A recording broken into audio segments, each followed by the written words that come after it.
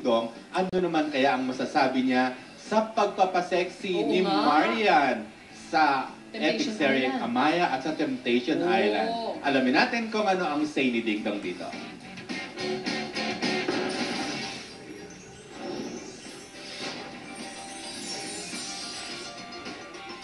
Nalalapit na pagtatapos ng I Heart You Pare, natutuwa at nagpapasalamat si Dingdong Dantes sa mainit na pagtanggap ng Kapuso viewers dito.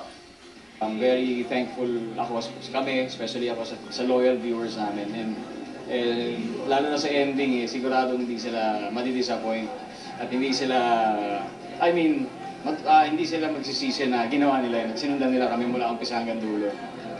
Samantala, ibinahagi rin ni Dong na magiging abala siya ngayon sa kanyang movie projects. At ang aktres si Lovie Poe ang makakatambal niya sa isa sa mga gagawin niyang pelikula.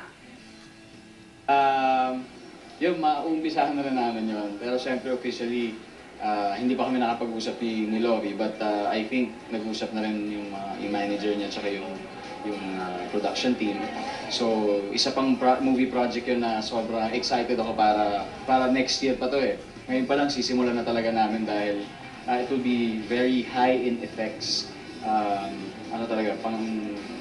Pang global talaga.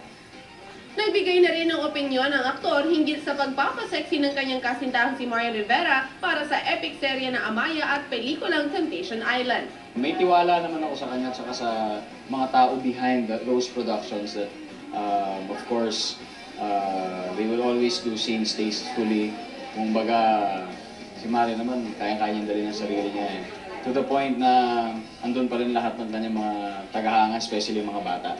Hindi mawawala sa kanya. So she can handle herself very well.